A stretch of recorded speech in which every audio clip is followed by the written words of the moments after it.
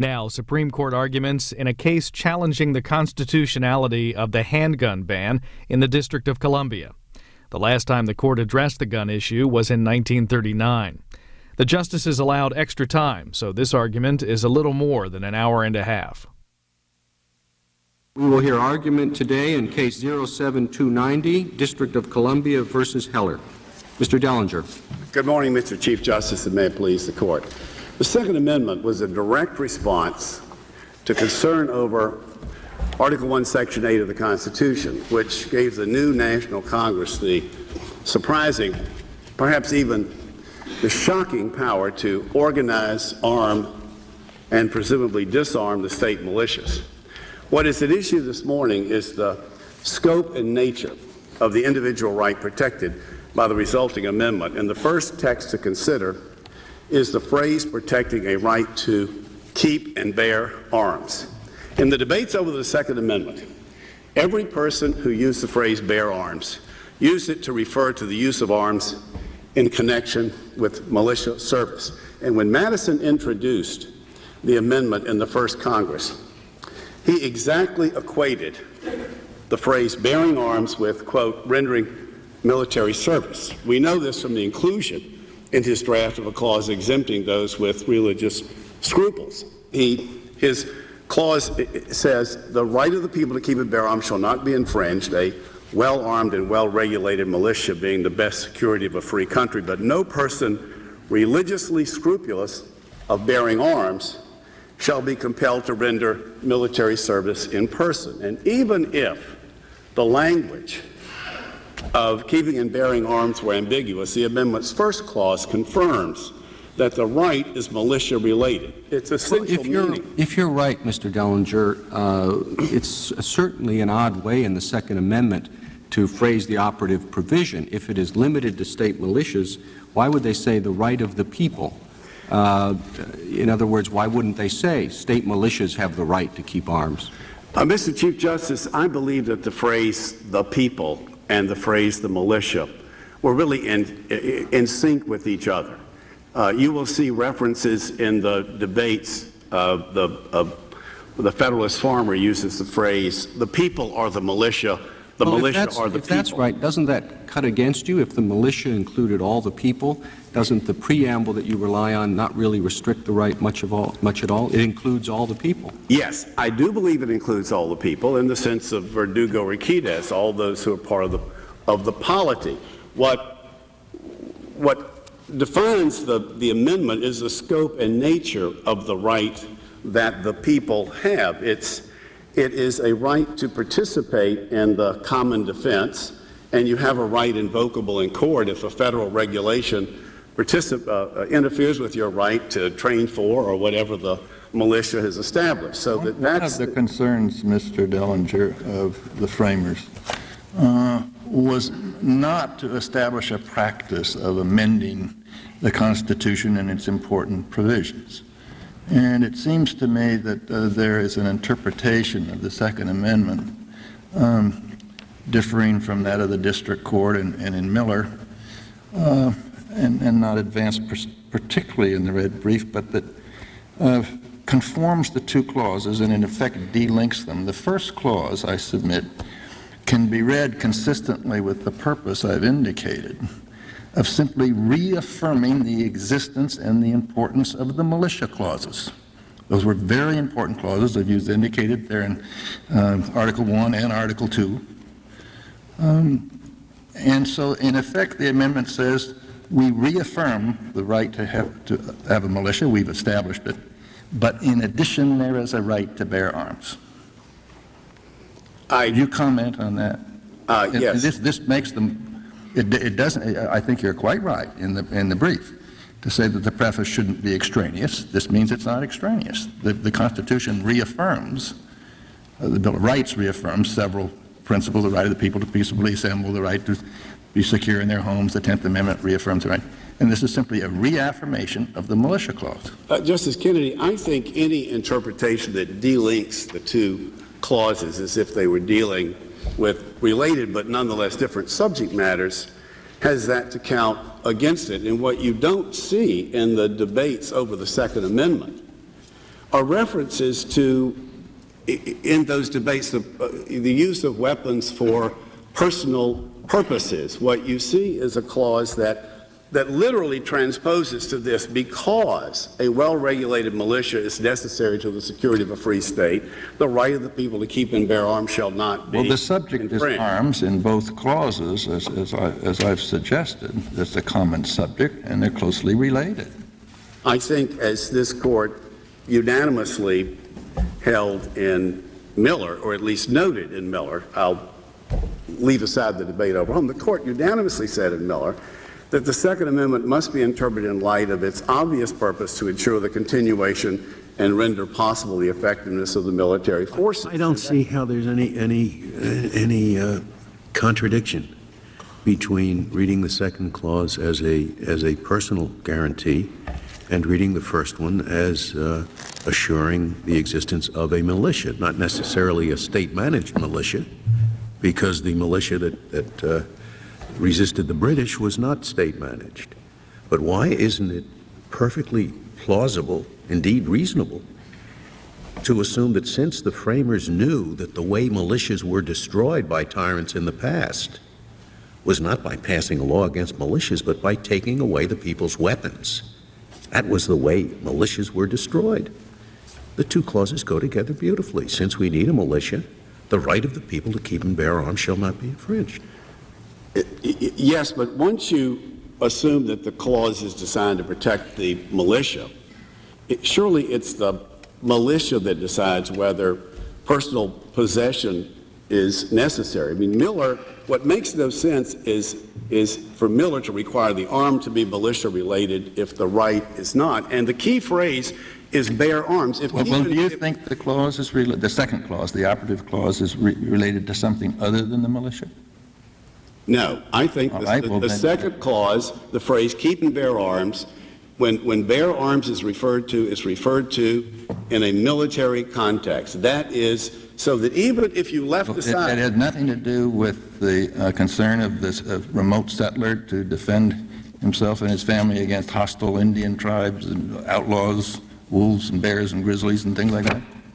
That is not the discourse that is part of the Second Amendment. And when you read the debates, the congressional debates, the only use of the phrase "keep and bear arms" is a military phrase, and that is Blackstone used thought it was otherwise. important. Blackstone thought it was important. He thought the right of self-defense was inherent, and the framers were devoted to Blackstone.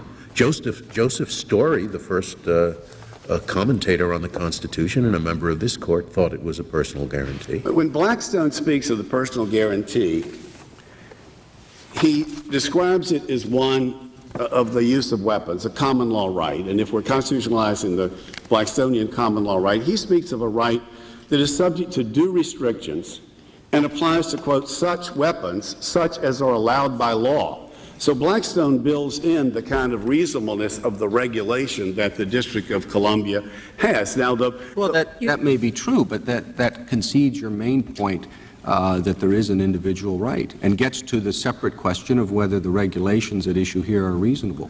I don't dispute, Mr. Chief Justice, that the Second Amendment is positive law that a litigant can invoke in court. If a state were to decide after recent events that it couldn't rely upon the federal government in natural disasters and wanted to have a state-only militia, and wanted to have everybody trained in the use of a weapon, a federal law that interfered with that would be a law that could be challenged in court by an individual. I mean, I think Mr. yes. Dell, short of that, and just to get your position clear, short of reactivating state militias, on your reading, does the Second Amendment have any effect today as a restraint on legislation? It would, Justice Ginsburg, if a state had a militia and had attributes of the militia contrary to a federal law, and if it didn't. But it doesn't, as far as I know. As far as I know today, it doesn't. But I'm not, and the respondents make that argument that the amendment is without a use, but You don't make up a new use for an amendment whose prohibitions aren't being violated. I mean, your argument is that its purpose was to prevent the disarming of the organized militia. Isn't that correct? That is correct. And if that was the purpose, then how could the framers of the Second Amendment have thought that it would achieve that purpose? Because Congress has virtual plenary power over the militia under the militia clauses. That is because I think, Justice Alito, that those who wanted to retake state authority over the militia didn't get everything they wanted. Madison actually did this somewhat reluctantly and wanted to maintain national control. They got nothing at all. Not everything they wanted. They got nothing at all, so long as it was up to the federal government to regulate the militia and to assure that they were armed. The federal government could disband the state militias. Yes, but So what was the function served by the Second Amendment as far as the militia is concerned? It is by no means clear that the federal government could abolish the state militia. It may be presupposed by the Article 1, Section 8, Clauses 15 and 16, and by the Second Amendment that the states may have a militia.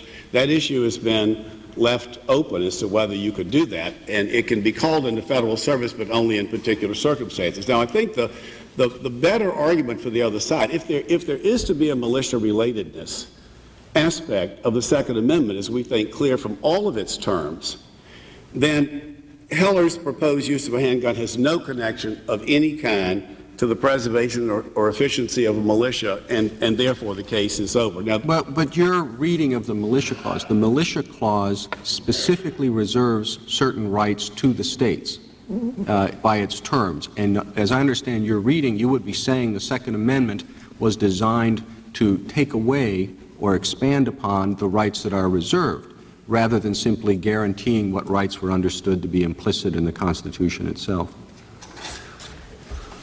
I'm not sure I followed the question exactly, but... Well, the militia clause in Article 1, right. Section 8 says certain rights are reserved to the states with respect to the militia.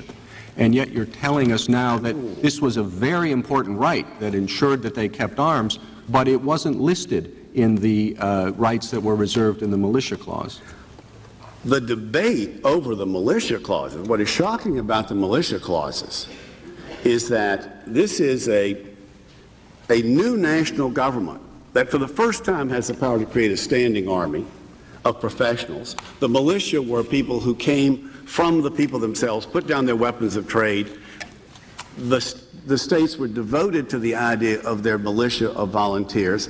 And of all the powers granted to the federal government, one of the most surprising was to say that Congress shall have the power to organize, arm, and discipline the militia, and to, even though the officers could be appointed by the state, the discipline had to be according to Congress. And this caused a tremendous negative reaction to the proposed Constitution. The Second Amendment doesn't repeal that. You don't take the position that Congress no longer has the power to organize, arm, and discipline the militia, no, do you? What?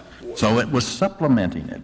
And my question is, that the question before us is, how and to what extent did it supplement it? And in my view, it supplemented it by saying there's a general right to bear arms quite without reference to the militia either way.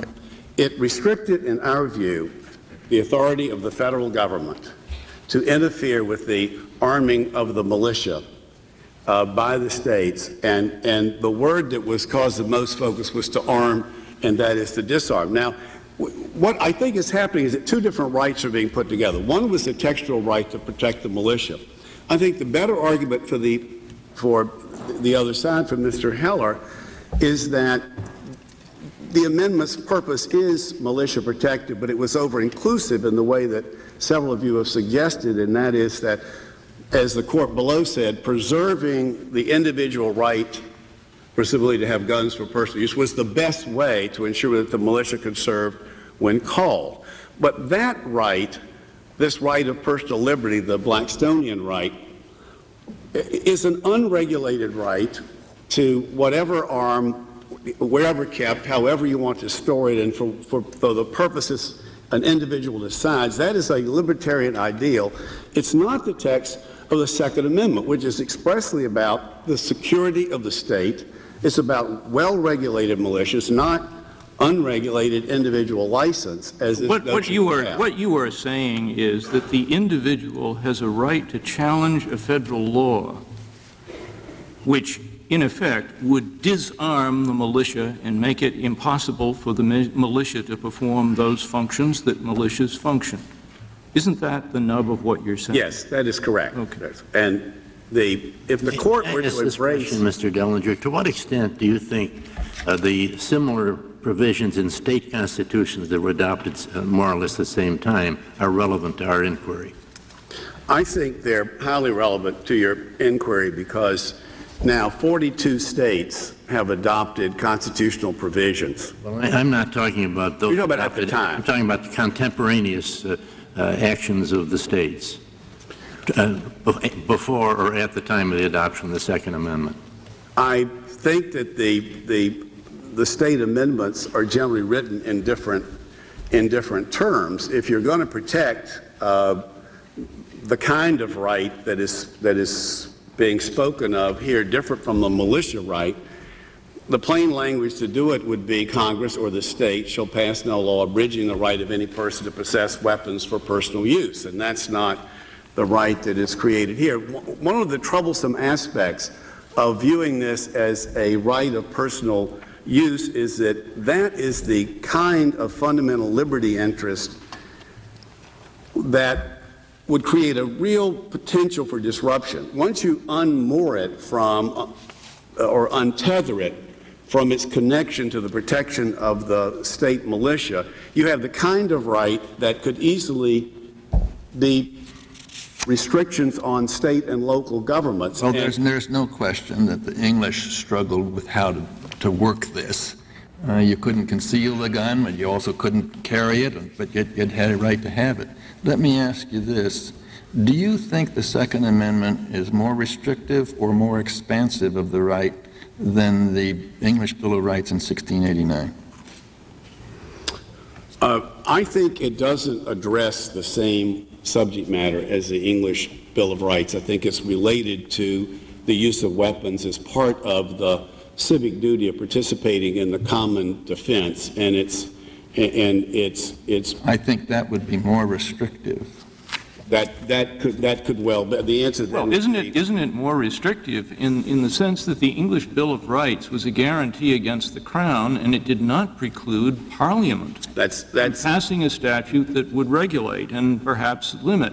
Here, there is some guarantee against what Congress can do. A Parliament could regulate, and Blackstone appears to approve of precisely the kinds of regulations here. Now, what we have... The rights only protected the rights of Protestants. This is correct. And it was suitable to their conditions and as allowed by law. So it was a group right, and it was much more limited. I think that is. As I recall, the legislation against Scottish Highlanders and against Roman Catholics did use the term forbade them to keep and bear arms. And they weren't just talking about their joining militias. They were talking about whether they could have arms. Well, the different kind of right that you're talking about, to take this to the question of what the standard ought to be for applying this, even if this extended beyond a militia-based right. If it did, it sounds more like the part of an expansive public or an expansive personal liberty right.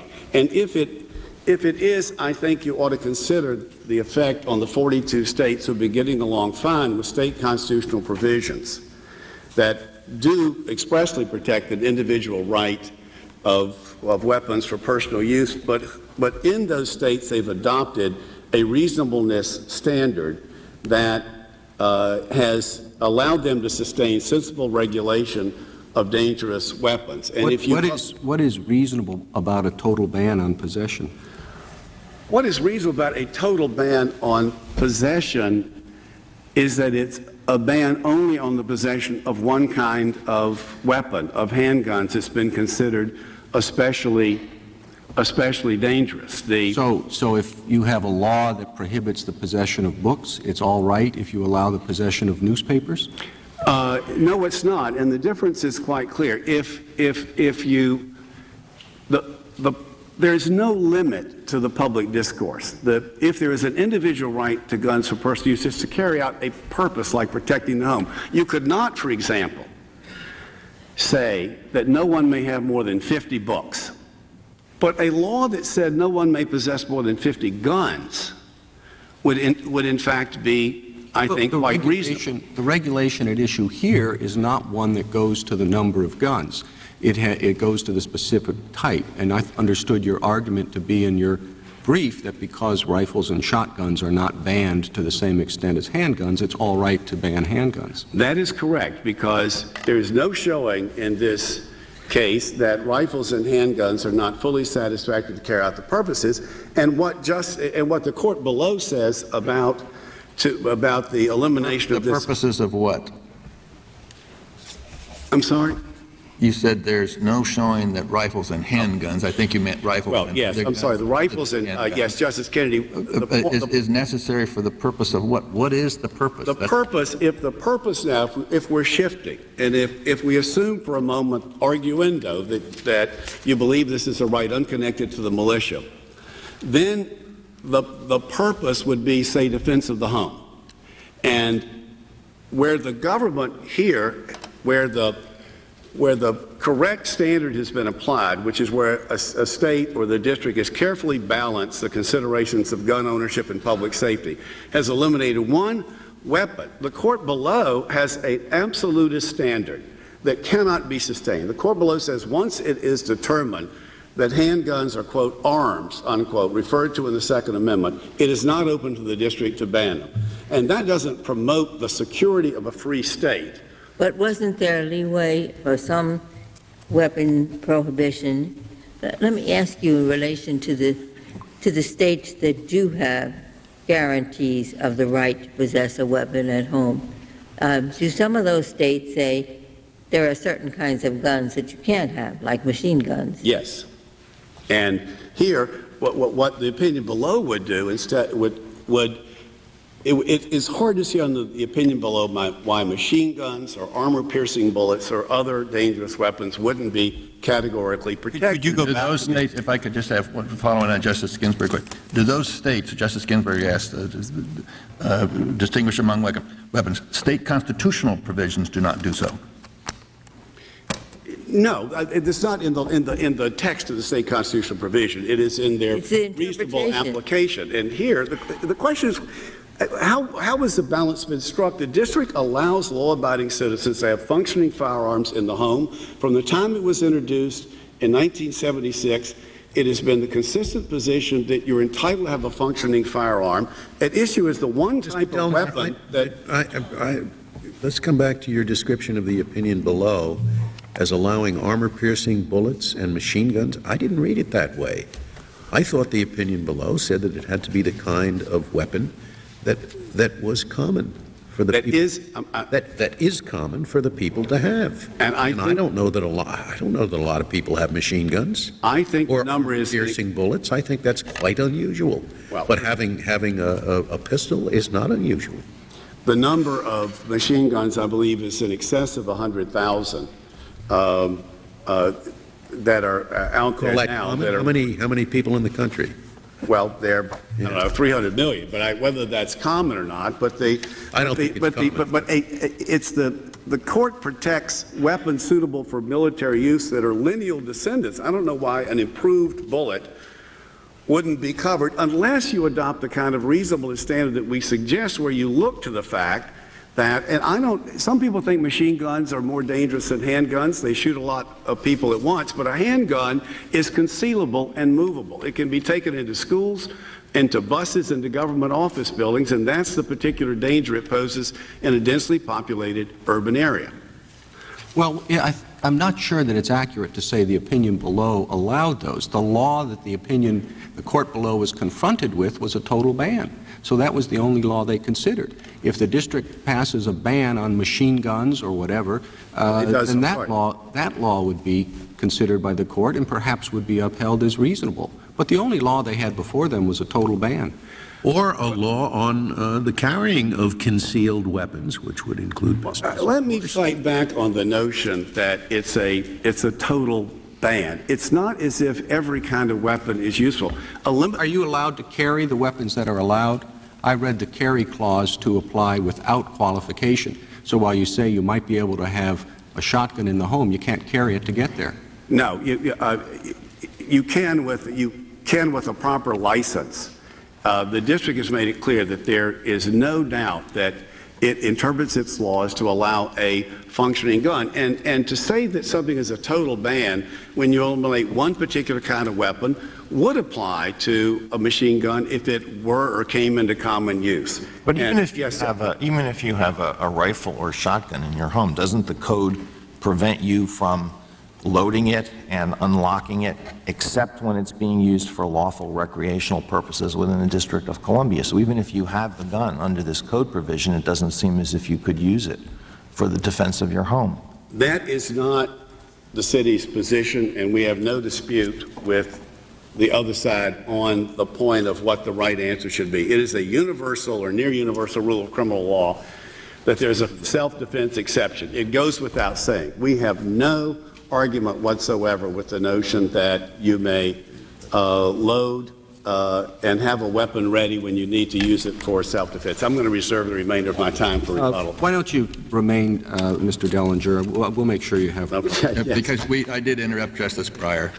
Yes. I just wondered if you could say in a minute, one possibility is that the amendment gives nothing more than a right to the state to raise a militia.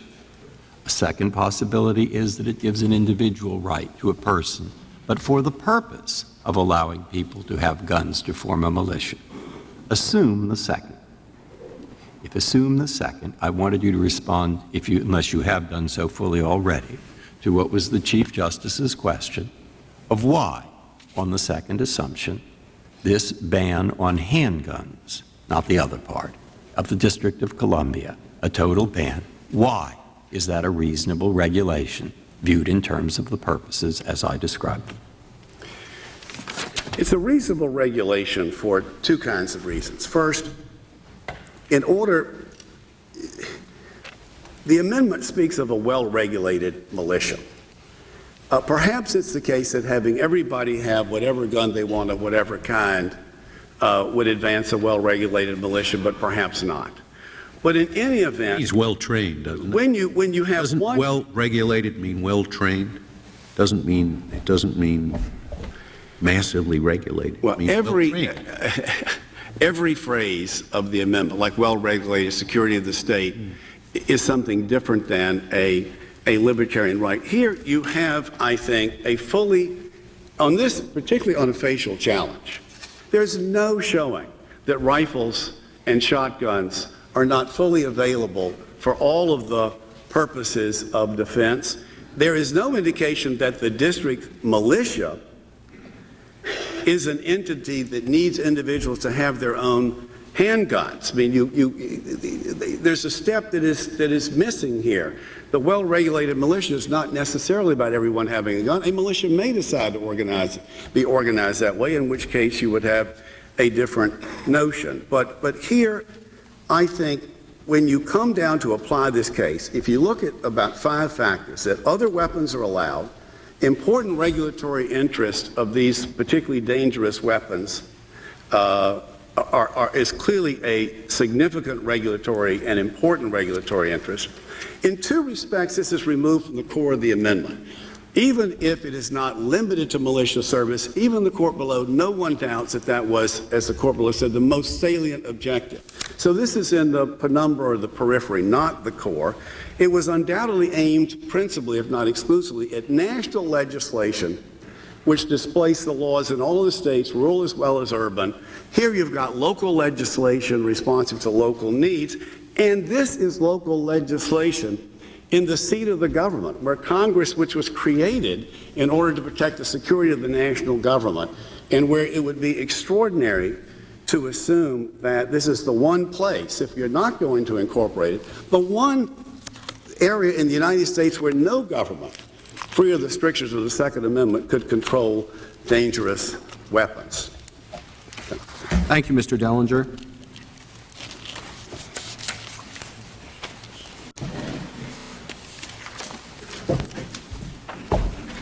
General Clement. Mr. Chief Justice, and may it please the Court, the Second Amendment to the Constitution, as its text indicates, guarantees an individual right that does not depend on eligibility for or service in sort of the militia. preliminary question. Do you think it has the same meaning that it would have if it had omitted the introductory clause referring to militia? I don't think so, Justice Stevens, because we don't take the position that the preamble plays no role in interpreting the amendment, and we would point to this Court's decision in Miller, for example, as an example of where the preamble can play a role in determining the scope So you of think the some weight should be given to the clause? And also the other question I wanted to ask you, does the right to keep and bear arms define one or two rights? Oh, I suppose it probably does define two rights that are closely There's a related. right to keep arms and a right to bear arms. I think that's the better view, and a number of state courts that have interpreted analogous provisions have distinguished between the two rights and looked at them differently. And obviously the term keep is a word that I think is something of an embarrassment for an effort to try to imbue every term in the operative text with an exclusively military connotation, because that is not one that really has an exclusive military connotation. And as Justice Scalia pointed out, keep was precisely the word that authorities used in statutes designed specifically to disarm individuals. But it doesn't mean all arms. It doesn't mean keep, on your reading, at least if it's consistent with Miller, keep and bear some arms, but not all arms. Oh, absolutely, Justice Ginsburg. And to give you a clear example, we would take the position that the kind of plastic guns or guns that are specifically designed to evade metal detectors that are prohibited by federal law are not arms within the meaning of the Second Amendment and are not protected at all. And that would be the way we would say that you should analyze that provision of federal law, as those are not even arms within the provisions of the Second Amendment. I think to make the same argument about machine guns would be a much more difficult argument, to say the least, given that they are the standard issue weapon for today's armed forces and the state organized militia. In your view, this amendment had nothing to do with the right of people living in the wilderness to protect themselves, despite maybe an attempt by the federal government, which is what the Second Amendment applies to take away their weapons? Oh, Justice Kennedy, I wouldn't say that it has no application there. As I say, I think the term arms, especially if Miller is going to continue to be the law, is influenced by the preamble. But the way we would look at it... I agree that Miller is consistent with what you've just said, but it seems to me Miller, which kind of ends abruptly as an opinion writing anyway, is just insufficient to describe the interest that must have been foremost in the framers' mind when they were concerned about guns being taken away from the people who need it for their defense. Well, Justice Kennedy, we would analyze it this way, which is we would say that probably the thing that was foremost in the framers' mind was a concern that the militia not be disarmed such that it would be maintained as a viable option to the standing army. But especially when you remember, as Justice Alito pointed out, that the Constitution in Article 1, Section 8, Clauses 15 and 16, the militia clauses, as unamended, gave the federal authorities virtually plenary authority to deal with the organization and regulation of the militia. The most obvious way that you could protect the militia... Not plenary authority. Except for that which is reserved in... Who appoints the officers? Yeah, no, absolutely. There is something reserved in Clause 16. But let me just say, if the Second Amendment had the meaning that the District of Columbia ascribes to it, one would certainly think that James Madison, when he proposed the Second Amendment, would have proposed it as an amendment to Article 1, Section 8, Clause 16. He didn't. He proposed it as an amendment to Article 1, Section 9, which encapsulates the individual rights to be free from bills of attainder and ex post facto clauses. Do you think he was guided at all by the contemporaneous provisions in state constitutions? I'm sure he was influenced by that, though I think, honestly... How many of them protected an individual right? Just two, right? I think the Pennsylvania and Vermont are the ones that most obviously... And the others quite clearly went in the other direction, did they not? Well, I don't know about quite clearly. The textual indication in the state amendments that probably most obviously goes in the other direction is the phrase, keep and bear arms for the common defense. And of course, there was a proposal during the debate over the Second Amendment to add exactly those words to the Second Amendment, and that proposal was defeated, which does... There was also a proposal to make it clear there was an individual right, which was also rejected. I'm sorry, Justice Stevens, which aspect of that did you have in mind?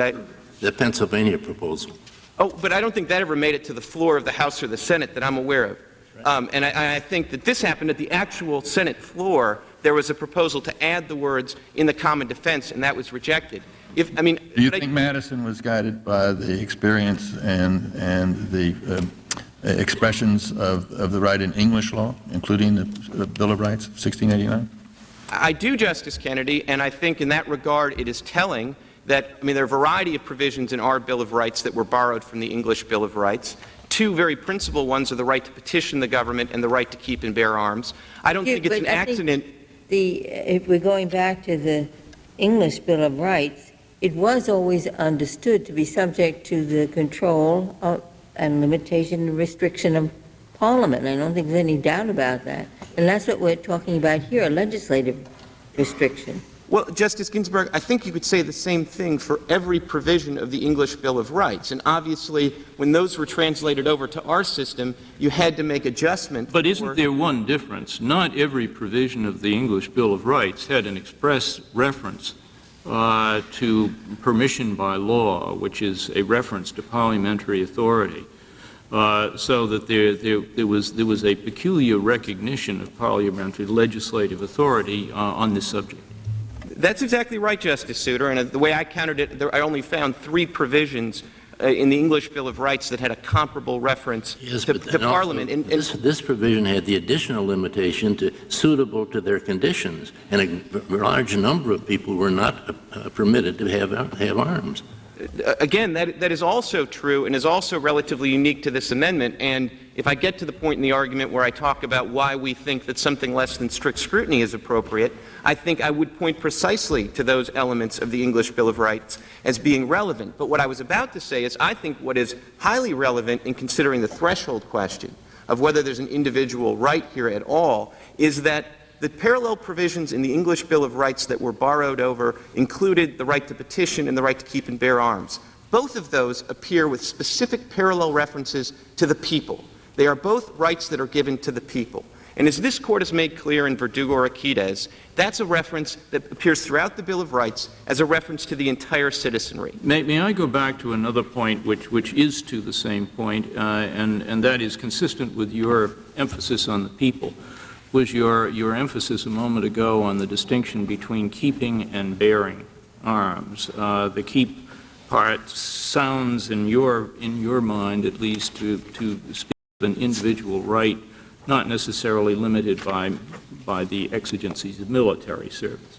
My question is, if that is correct, and keep should be read as, in effect, an independent guarantee, then what is served by the phrase "and bear"?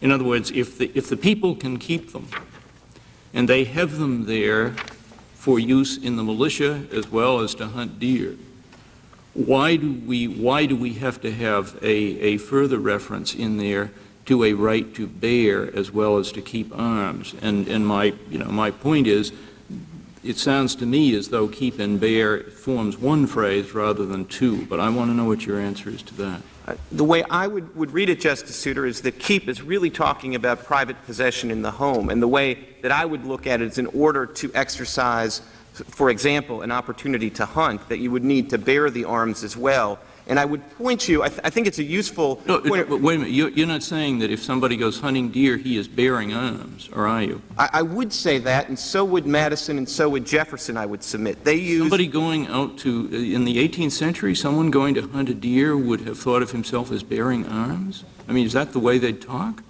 Well, I mean, I will grant you this. that bear arms in its unmodified form is most naturally understood to have a military context. But I think the burden of the argument on the other side is to make it have an exclusively military context. And as a number of the briefs have pointed out, that's not borne out by the framing sources. And one place, although it's not bearing arms, it's bearing a gun, I think it's highly relevant that Madison and Jefferson, with respect to this hunting bill that Jefferson wrote and Madison proposed, specifically used in the hunting context the phrase bear a gun. And so I do think in that context... But it's arms that has the kind of the military, the martial connotation, I would have thought. Wasn't it the case that the banning of arms on the part of the Scottish Highlanders and of Catholics in England used the term, forbade them to bear arms? It didn't mean that they could just not join militias. It meant they couldn't carry arms. And again, I think various phrases were used. I also think that some of the disarmament provisions specifically use the word keep. And so I think there is some independent meaning there, which is one point. And then I do think that even in the context of bearing arms, I will grant you that arms has a military connotation, and I think Miller would certainly support that. But I don't think it's an exclusively military connotation. Not Miller, but the Massachusetts Declaration, the right to keep and bear arms for the common defense is what is the normal reading of it. Oh, absolutely. And I grant you, if the Second Amendment said keep and bear arms for the common defense, this would be a different case. But one right to keep and bear, it isn't. I'm sorry. It's one right to keep and bear, not two rights to keep and to bear. Well, I mean, it's my friends from the district that are emphasizing that no word in the Constitution is surplusage. So I would say that in a context like this, you might want to focus both on keep and on bear arms. And you want to talk about the standard and your light's on. Okay.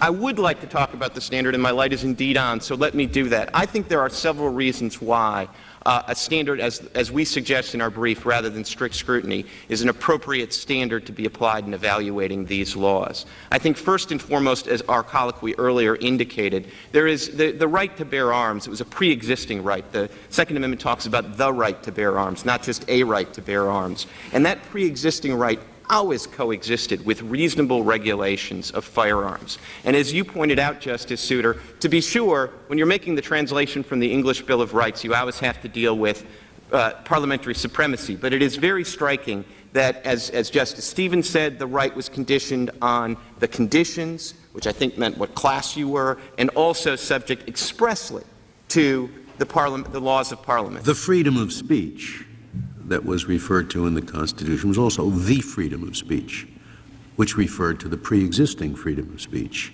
And there were indeed some restrictions on that, such as libel, that you were not allowed to do, and yet we've never held that simply because it was pre-existing and that there were some regulations upon it that we would not use strict scrutiny. We certainly apply it to freedom of speech, don't we? Well, Justice Scalia, let me make two related points. One, even in the First Amendment context, this Court has recognized, and I'd point you to the Court's opinion in Robertson against Baldwin, which makes this point as to both the First and the Second Amendment. This Court has recognized that there are certain pre-existing exceptions that are so well established that you don't really even view them as Second Amendment or First Amendment infringement. Like libel. Like libel, yeah, and I would say like laws barring felons from possessing handguns. Or would you say like protecting yourself against intruders in the home? Well, that gets to the self-defense component, and I don't know that I ever got a chance to fully answer your question on that, Justice Kennedy, which is we would say, notwithstanding the fact that the preamble makes it clear that the preeminent motive was related to ensuring that the militia remained a viable option vis-a-vis the standing army, the operative text is not so limited. And I think in that regard, it's worth emphasizing that the framers knew exactly how to condition a right on militia service, because they did it with respect to the grand jury clause. Well, if, and they didn't do it with respect to the Second Amendment. At least in part to protect the right to self-defense in the home, how could the district code provisions survive under any standard of review where they totally ban the possession of the type of weapon that's most commonly used for self-defense, and even as to long guns and shotguns, they require at least what the code says without adding a supposed gloss that might be produced in a subsequent case, that even as to long guns and shotguns, they have to be unloaded and disassembled or locked at all times, even presumably if someone is breaking into the home. Well, Justice Alito, let me answer the question in two parts if I can, because I think the analysis of the trigger lock provision may well be different than the analysis of the other provisions.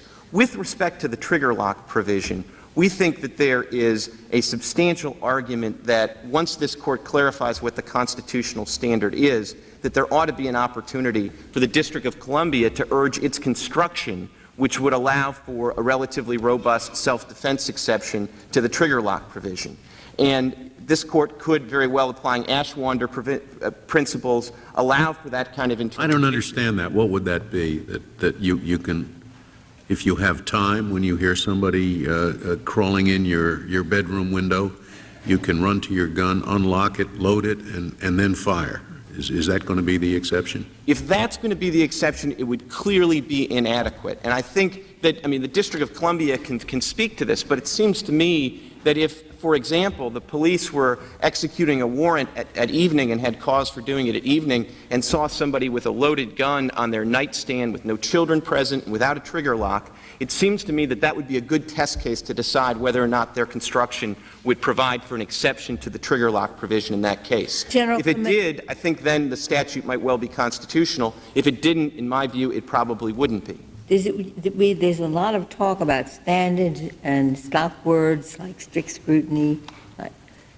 Does it make a practical difference whether we take your standard or the strict scrutiny that was in the D.C. Circuit's opinion? And specifically, there's a whole panoply of federal laws restricting gun possession. Would any of them be jeopardized under your standard? And the same question with the strict scrutiny. Does it make any difference? In our view, it makes a world of difference, Justice Ginsburg, because we certainly take the position, as we have consistently since 2001, that the federal firearms statutes can be defended as constitutional, and that would be consistent with this kind of intermediate scrutiny standard that we propose. If you apply strict scrutiny, I think that the result would be quite different, unfortunately. Well, these various phrases under the different standards that are proposed, compelling interest, significant interest, narrowly tailored, none of them appear in the Constitution. And I wonder why, in this case, we have to articulate an all-encompassing standard. Isn't it enough to determine the scope of the existing right that the amendment refers to, look at the various regulations that were available at the time, including you can't take the gun to the marketplace and all that, and determine how this restriction and the scope of this right looks in relation to those? I'm not sure why we have to articulate some very intricate standard. I mean, these standards that apply in the First Amendment just kind of developed over the years. It's sort of baggage that the First Amendment picked up, but I don't know why when we're starting afresh we would try to articulate a whole standard that it would apply in every case. Well, Mr. Chief Justice, let me say a couple of things about that, which is to say that if this Court were to decide this case and make pellucidly clear that it really was focused very narrowly on this case and it was in some respects applying a sui generis test, we think that would be an improvement over the Court of Appeals opinion, which is subject to more than one reading, but as Justice Ginsburg's question just said, is certainly susceptible to a reading that it embodies strict scrutiny. In fact, it did. It said it's just like the First Amendment. First Amendment has exceptions, but strict scrutiny applies. It said strict scrutiny applies here, too. But that opinion also did use the militia prologue to say it's only the kind of weapons that would have been useful in the militia and that are commonly held today. Is there any federal exclusion of weapons that applies to weapons that are commonly held today? I don't know what you're worried about. Machine guns? What else? Armored bullets? What else? Well, Justice Scalia, I think our principal concern, based on the parts of the Court of Appeals opinion that seem to adopt a very categorical rule, were with respect to machine guns, because I do think that it is difficult. I don't want to foreclose the possibility of the federal government making the argument someday, but I think it is more than a little difficult to say that the one arm that's not protected by the Second Amendment is that which is the standard issue armament for the National Guard, and that's what the machine gun is. This law didn't involve a restriction on machine guns. It involved an absolute ban. It involved an absolute carry prohibition.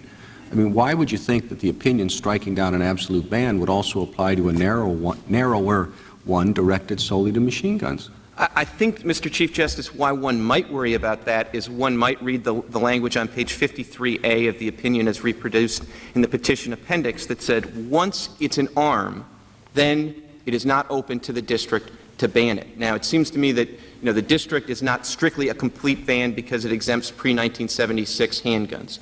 The federal ban on machine guns is not strictly speaking a ban because it exempts pre-law machine guns, and there are something like 160,000 of those. But that passage doesn't mean once it's an arm in the dictionary definition of arms, once it's an arm in the specialized sense that the opinion referred to it, which is the type of a weapon that was used in militia and that is nowadays commonly held. Well, if you read it that way, I don't see why you have a problem. Well, I hope that you read it that way. But I would also say that I think that whatever the definition that the lower court opinion employed, I do think it's going to be difficult over time to sustain the notion. I mean, the Court of Appeals also talked about lineal descendants. And it does seem to me that, just as this court would apply the Fourth Amendment to something like heat imagery, I don't see why this court wouldn't allow the Second Amendment to have the same kind of scope. And then I do think that reasonably machine guns come within the term arms. Now, if this court wants to say that they don't, I mean, we'd obviously welcome that in our obligation to defend the constitutionality of acts of Congress. The one other thing I would say is that this is an opinion that is susceptible of different readings. It's interesting that respondents amici have different characterizations of it. The Goldwater Institute calls it strict scrutiny. The state of Texas calls it reasonableness review. Thank you, General. Thank you.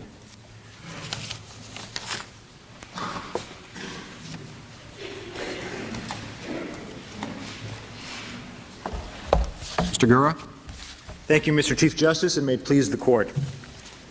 All 50 states allow law-abiding citizens to defend themselves and their families in their homes with ordinary functional firearms, including handguns. Now, I'd like to respond to one of the points that was raised lately by the General. Talk a little slower. I'm not following you. Okay. I'd like to respond, certainly Justice Scalia. I'd like to respond to the point about the District of Columbia's position over the years with respect to the functional firearms ban.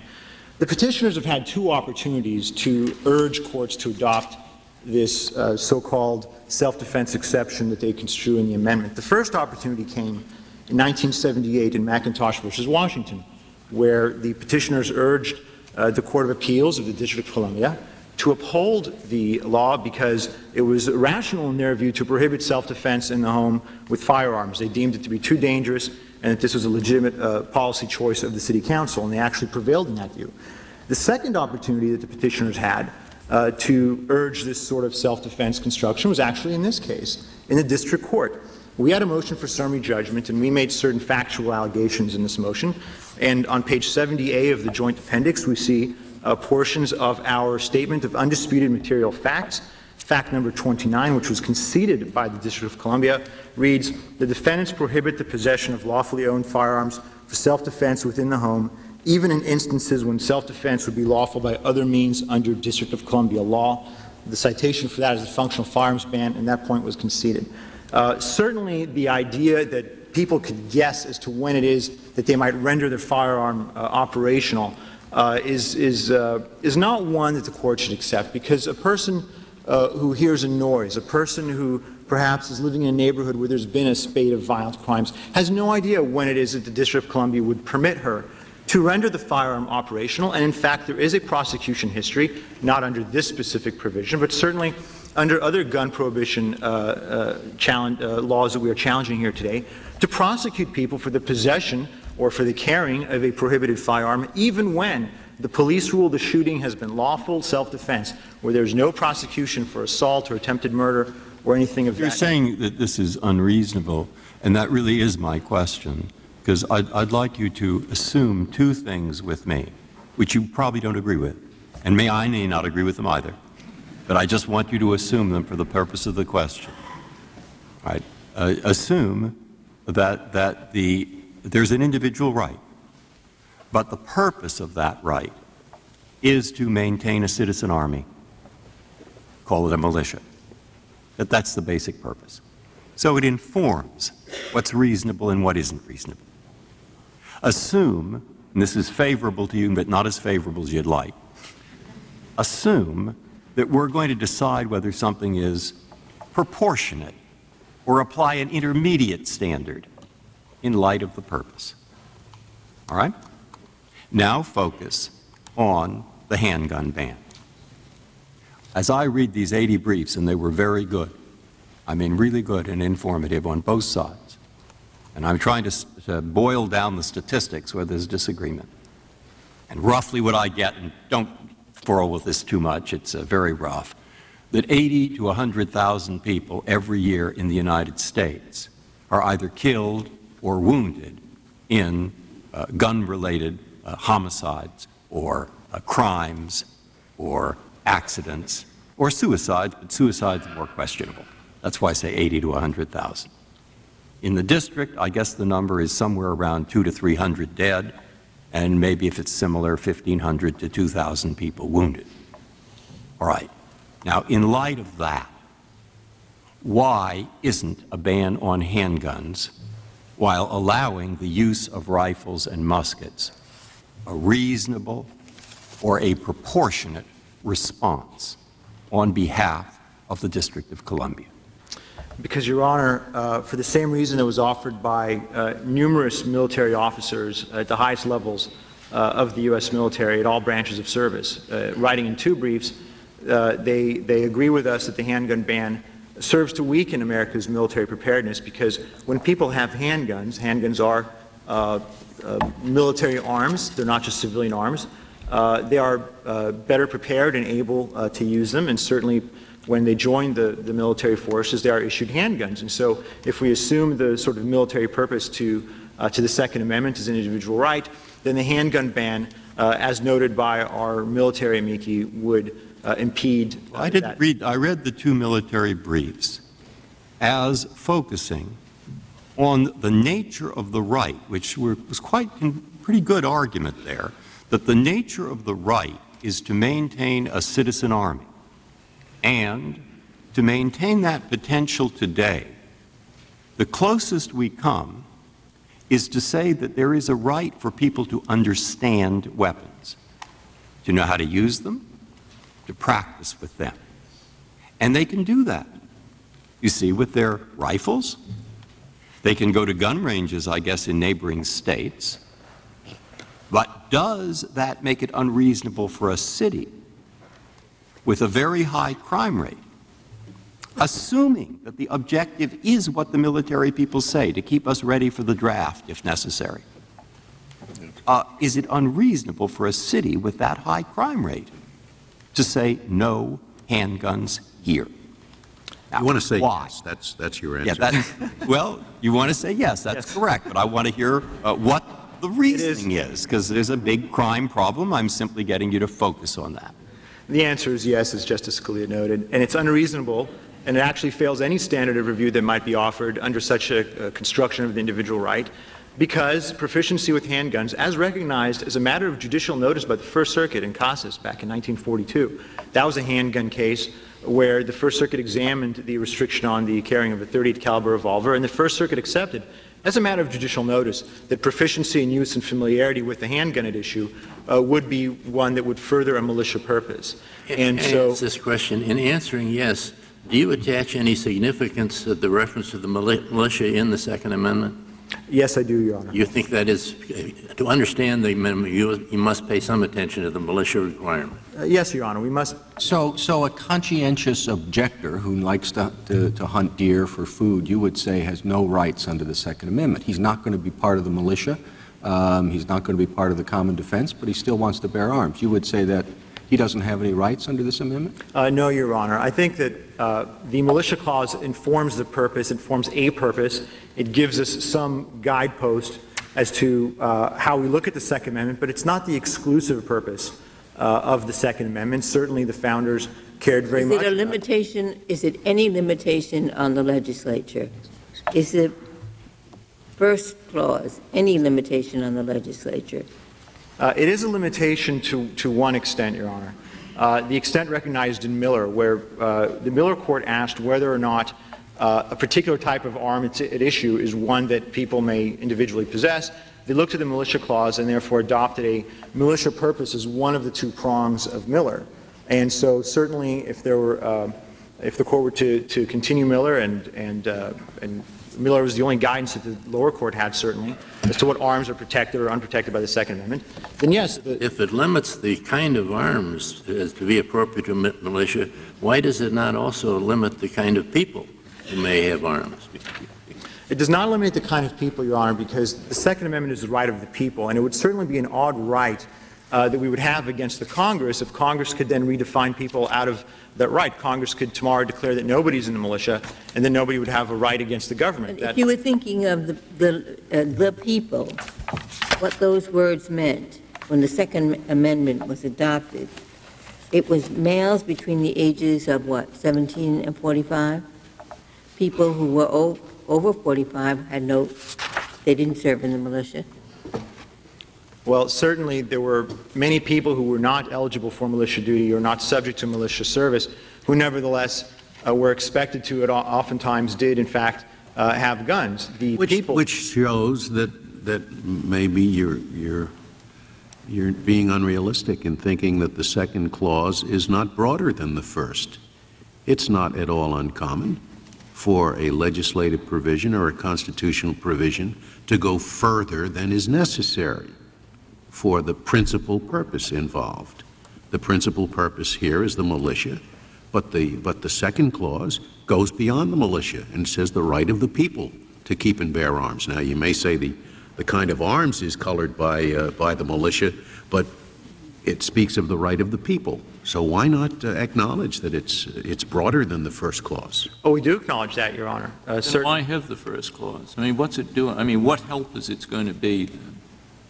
Well, it was a way in which to remind us. The framers certainly felt that a militia was very important to the preservation of liberty. The framers had just fought a Revolutionary War that relied heavily on militia forces, and so they wanted to honor that and remind us as to the purpose, one purpose, not the exclusive purpose, but a purpose of preserving the right of the people. It would also be simply to reaffirm that the provisions in the main text of the Constitution remained intact.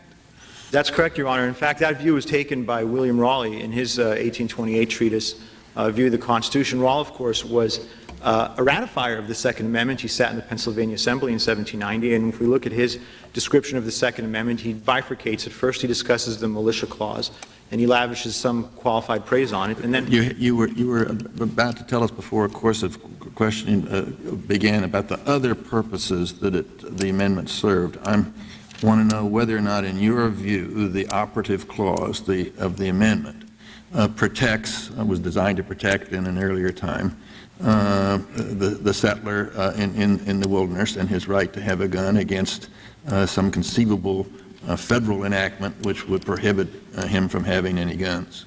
Oh, yes. Yes, Justice Kennedy. The right of the people to keep and bear arms was derived from Blackstone. It was derived from the common law English right, which the founders wanted to expand. In fact, the chapter in which Blackstone discusses in his treatise his fifth auxiliary right to arms is entitled... That brings me back to the question, because Blackstone describes it as a right to keep and bear arms under law. And since he uses the words under law, he clearly foresees reasonable regulation of that right. And so does the case not hinge on, even given all your views, on whether it is or is not a reasonable or slightly tougher standard thing to do to ban the handgun while leaving you free to use other weapons? I mean, I noticed that the militia statute, the first one, spoke of people coming to report in 1790 or whenever with their rifles, with their muskets, but only the officers were to bring pistols.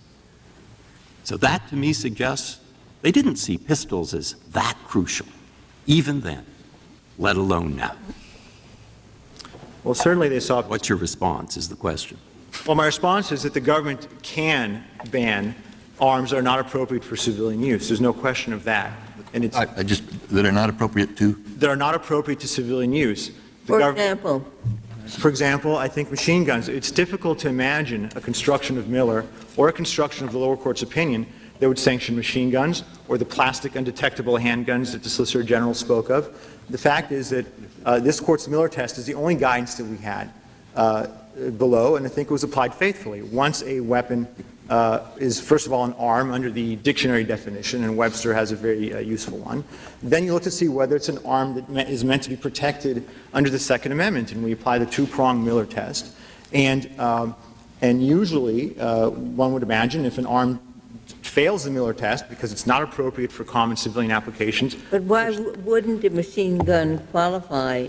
General Clement told us that that's standard issue in the military. But it's not an arm of the type that people might be expected to possess commonly in ordinary use. That's the other aspect of Miller. Miller spoke about the militia as encompassing the notion that people would bring with them arms of the kind in common use supplied by themselves. And is there any at this parallel? time,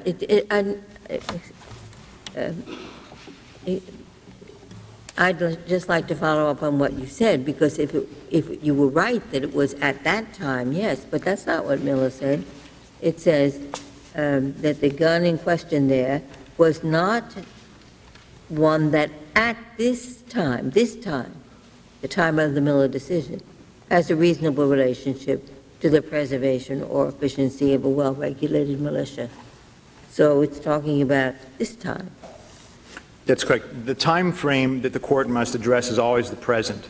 The framers wish to preserve the right to keep and bear arms. They wish to preserve the ability for people to act as militia, and so there was certainly no plan for, say, a technical obsolescence. However, the fact is that Miller spoke very strongly about the fact that people were expected to bring arms supplied by themselves of the kind in common use at the time. And so if in this time people do not have or not recognized by any court to have a common application for, say, a machine gun or a rocket launcher or some other sort of... Is there any parallel at the time that the amendment was adopted to the machine gun? In other words, I understand your point to be that although that's useful in modern military service, it's not something civilians possess. Now, was there anything like that at the time of the adoption, or were the civilian arms exactly the same as the ones you'd use in the military? At the time, even at the time Miller was decided, the civilian arms were pretty much the sort that were used in the military. However, it's hard to imagine how a machine gun could be a lineal descendant, to use the D.C. Circuit's wording, of anything that existed back in 1791, if we want to look to the framing era. It seems to me that Miller, as we're discussing it now, and the whole idea that the militia clause has a major effect in interpreting the operative clause is both over-inclusive and under-inclusive. I mean, I would have to agree with Justice Ginsburg that a machine gun is probably more related to the militia now than a pistol is. But that seems to me to be allowing the militia clause to make no sense out of the operative clause in present-day circumstances. Well, Your Honor, even within the militia understanding, the understanding of the militia was always that people would bring whatever they had with them in civilian life. So if a machine gun, even though it may be a wonderful... My point is, why is that of any real relevance to the situation that faces the homeowner today? It's only of relevance if the Court wishes to continue reading the militia clause as informing the type of weapon which is protected. Well, you're being faithful to Miller. I suggest that Miller may be deficient. I agree with Your Honor, and certainly in our brief we suggest that the militia emphasis of Miller is not useful as a limiting principle for the type of arms that may be permitted, because on the one hand, there's a great deal of weaponry that might be wonderful for military duty but is not appropriate for common civilian use, which would not be protected even under the Miller test's first prong. And on the other hand, everything that civilians today might wish to have in ordinary common use, handguns, rifles, and shotguns, are militarily useful weapons. So we de-emphasize the military aspects of Miller as being ultimately not very useful guidance for courts. And the better guidance would be to emphasize the common sense rule that I think judges would have really no trouble applying, and we do this all the time in constitutional law, to simply make a decision as to whether or not whichever arm comes up at issue is an arm of the kind that you could really reasonably expect civilians to have. Why? Now, you say keep and bear. I mean, I think you're on to something here, because you say let's use our common sense and see what would be the equivalent today. Fine. If we know that at the time, in 1789, Massachusetts had a law that said you cannot keep loaded firearms in the house, right? And you have to keep all the bullets and everything and all the powder upstairs. Why did they have that law? To stop fires, because it's dangerous. They didn't have fire departments. Now we do, or they weren't as good.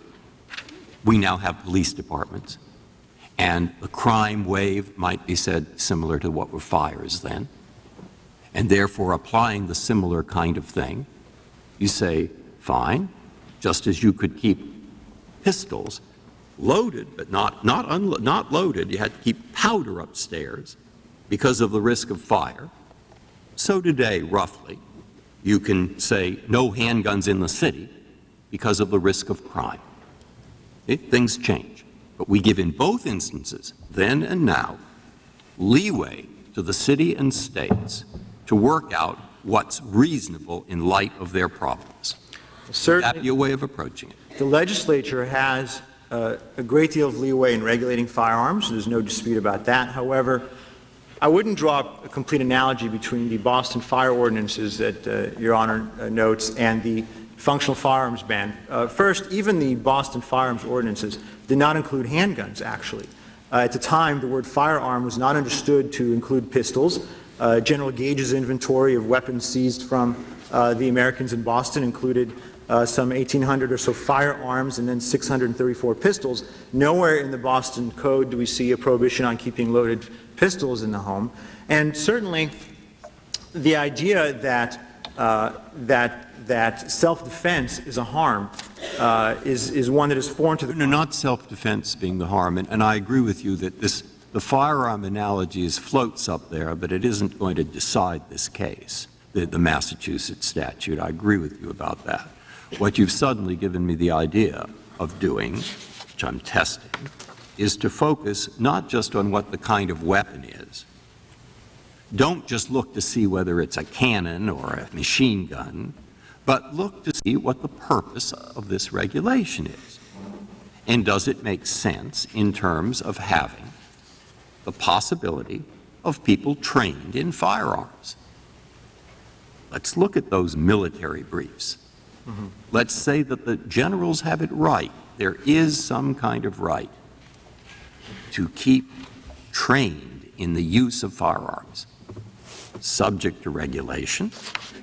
We have regulation worried about crime. Back to my first question. Well, back to Your Honor's first question. We don't agree that the military purpose is the exclusive purpose of the Second Amendment.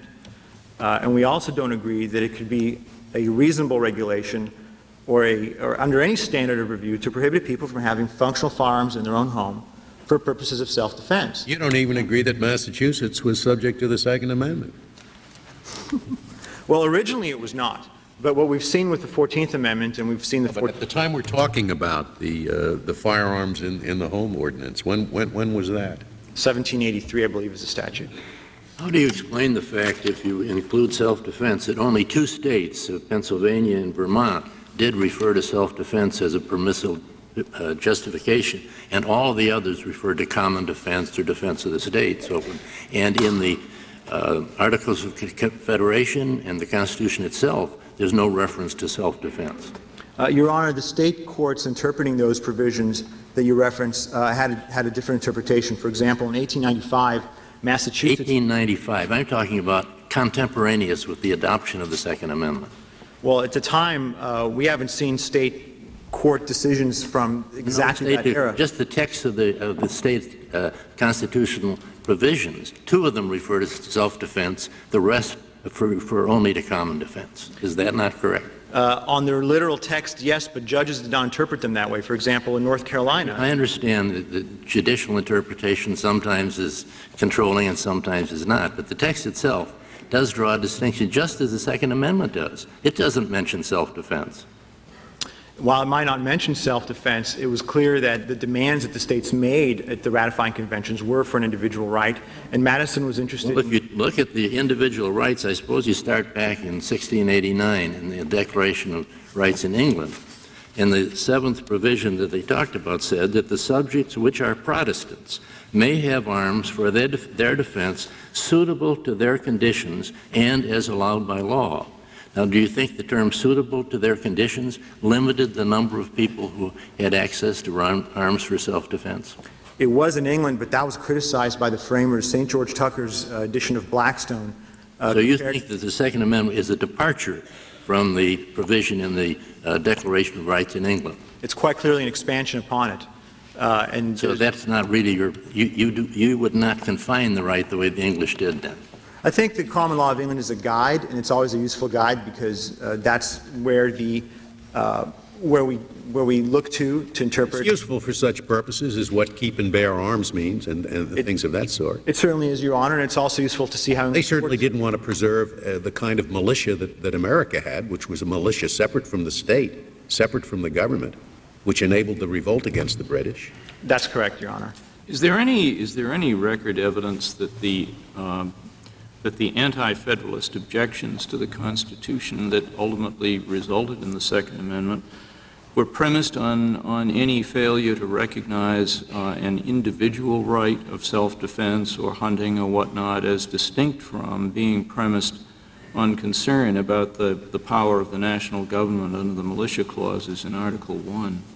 Yes, Justice Souter. If we look to, for example, the demands of the Pennsylvania minority, the anti-federalists there, who were extremely influential, they couched their demands in unmistakably self-defense terms. And in fact, they added a... No, but they didn't limit it to self-defense. I mean, what provoked it, as I understand it, was concern about the militia clauses. And you're certainly correct. I agree with you. Pennsylvania went beyond that. It was one of 3 states, as I understand, that did go beyond it. But the provocation for getting into the subject, as I understand it, was in each instance, including Pennsylvania, concern over the national government's power over militias under Article 1. Justice Souter, we wouldn't see the history that way. Certainly, there's agreement that the militia clauses in the Constitution were controversial. And there were separate amendments that were proposed and always rejected that would have addressed that explicitly. In fact, if we look at Virginia's proposals, it's agreed by the petitioners that Virginia was the model for the Bill of Rights and specifically, of course, for the Second Amendment. We saw one set of proposed amendments from Virginia entitled Bill of Rights, and the Second Amendment language comes from paragraph 17 of that Bill of Rights. And then we see a list of other amendments, and then you have the 11th proposed amendment, which speaks exactly to the reverting control over the militia back to the states. Now, there's no reason to suppose that Virginia would have made the same demand twice, that they would have, like all the other demands that had separate keep and bear arms provisions and separate militia provisions, that people were being duplicative for no reason. The fact is that the militia concerns were heard and they were voted down, and the Second Amendment concerns were the ones that the Federalists were easily agreeable to because the right to keep and bear arms by individuals was not controversial. It would not have altered the structure of our Constitution, and so those were agreed to quite readily. Why isn't the trigger lock provisions that are at issue here, why aren't they similar to the various provisions that Justice Breyer mentioned, like the gunpowder restriction? In other words, for reasons of domestic safety, they said you can't store the gunpowder anywhere but on the top floor. Why isn't the modern trigger lock provision similar to those? Well, it's not similar because the modern trigger lock provisions are aimed squarely at self-defense in the home. There is no risk today that the kind of powder we use... Well, there's always a risk that the children will get up and grab the firearm and use it for some purpose other than what the Second Amendment was designed to protect. Oddly enough, a child could access a firearm that's stored consistently with the district's law. That is, a firearm which is disassembled and unloaded. Nothing would prevent a child. Well, right, but I mean, you know, that you don't necessarily expect a young child to be able to reassemble the pistol. That's true, Your Honor. However, the better safe storage approach is the one used by the majority of jurisdictions, I believe, that do have such laws, which is to require safe storage, for example, in a safe. And that is a reasonable limitation. It's a strict scrutiny limitation. Whatever standard view we may wish to apply, I think, would encompass a safe storage provision. But this is not a safe storage provision because we have specific exceptions that allow you to actually use the firearm in recreational shooting and also in a place of business. And we have litigation history from Washington, D.C. that tells us that we are not supposed to have an operable firearm for purposes of self-defense because they simply do not trust people to defend themselves in their own home.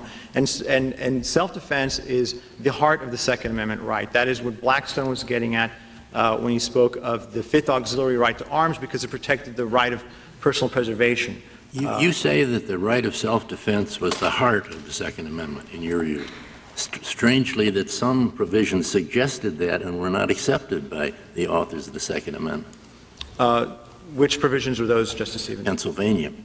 Well, Pennsylvania's provision was certainly influential. Remember, Madison was trying to mollify the anti-federalist concerns. The Second Amendment is clearly addressed to Pennsylvania and New Hampshire and New York and all these other states that were demanding a right to keep and bear arms, and it was always understood to be an individual right, because that is the way in which the right was violated by the British in a war of revolution that occurred not too long ago. And I'm finished.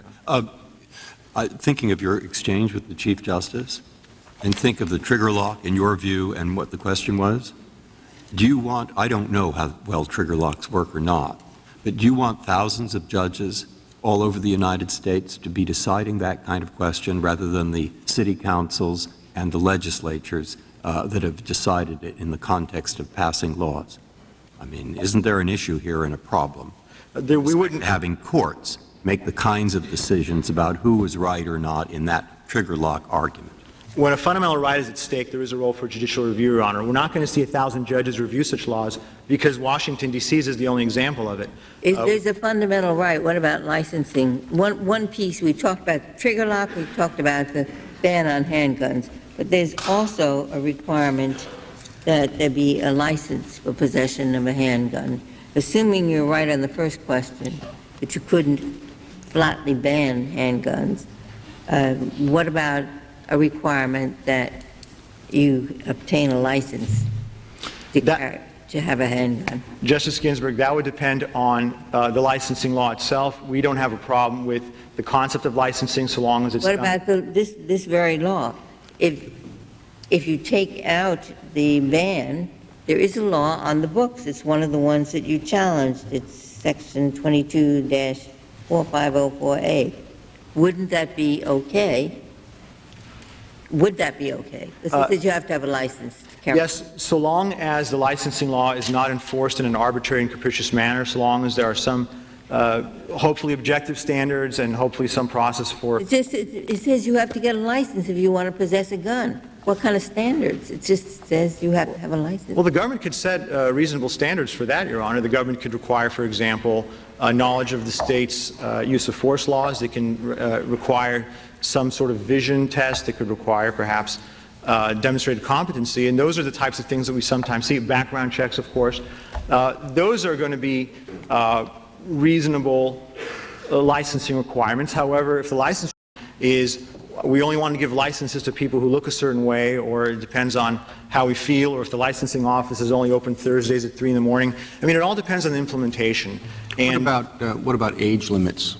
Got to be over 18, or you've got to be over 21 to get a license?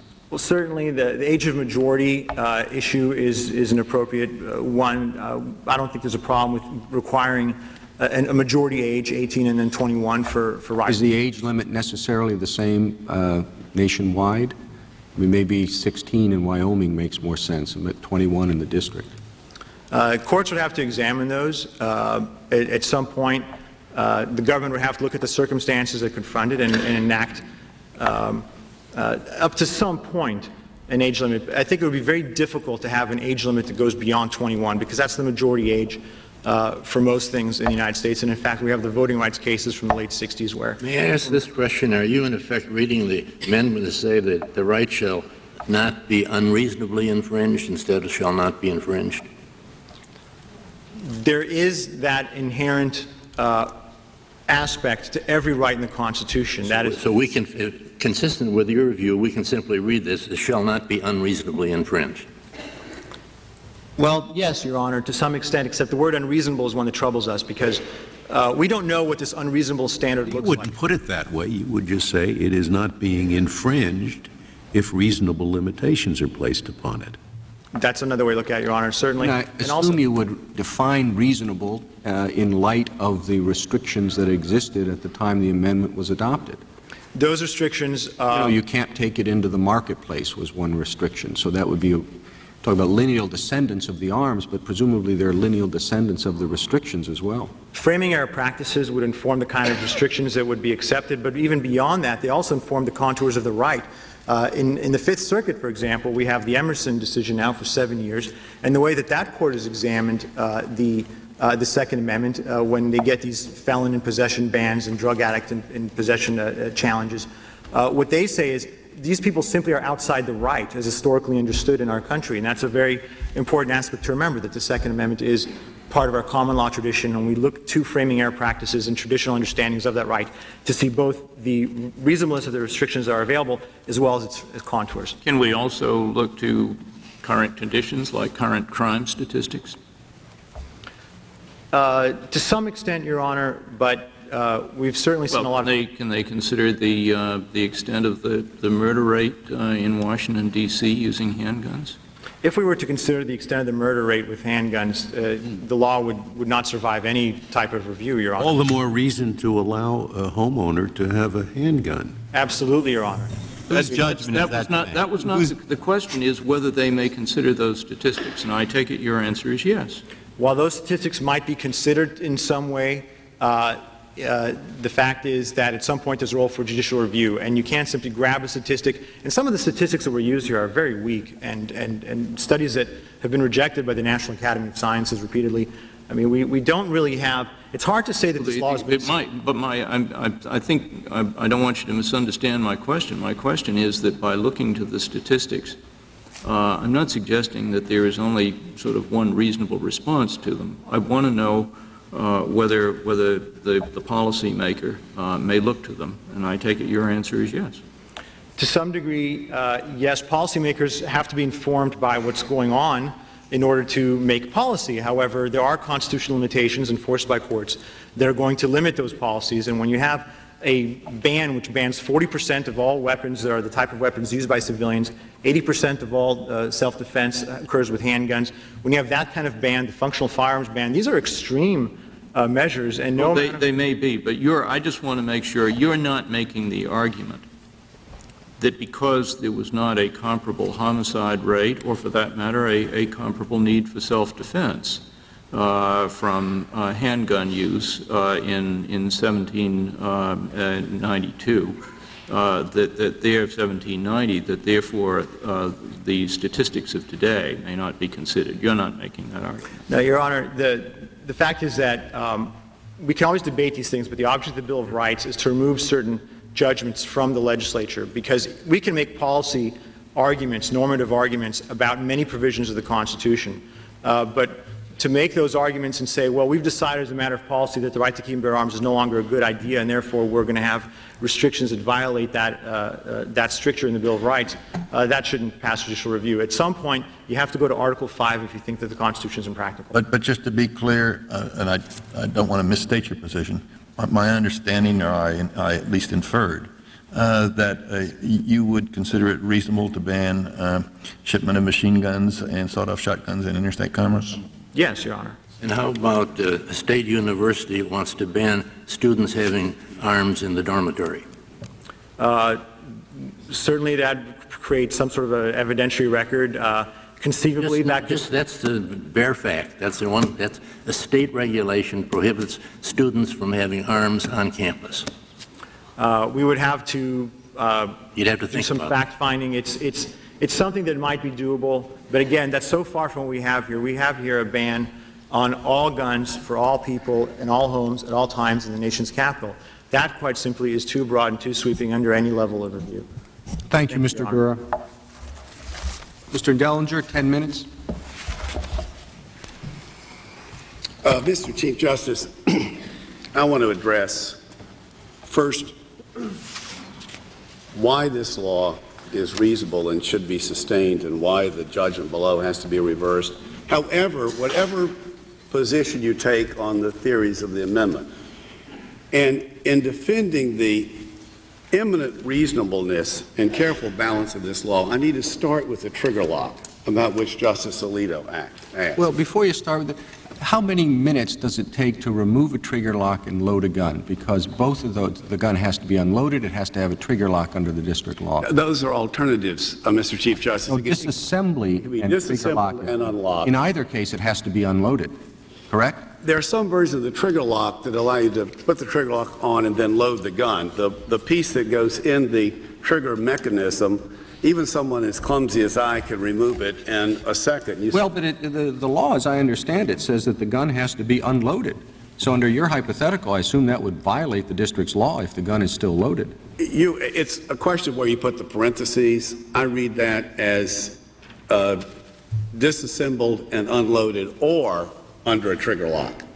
And that's the way the district... So how long does it take, if your interpretation is correct, how long does it take to remove the trigger lock and make the gun operable? You place a trigger lock on, and it has the version I have, a few that you can buy them at the 17th Street Hardware, has a code, like a 3-digit code. You turn to the code and you pull it apart. That's all it takes. Even someone, it took me 3 seconds. Lamp next to your bed, so you can turn the knob and 3/22/95. No, so somebody.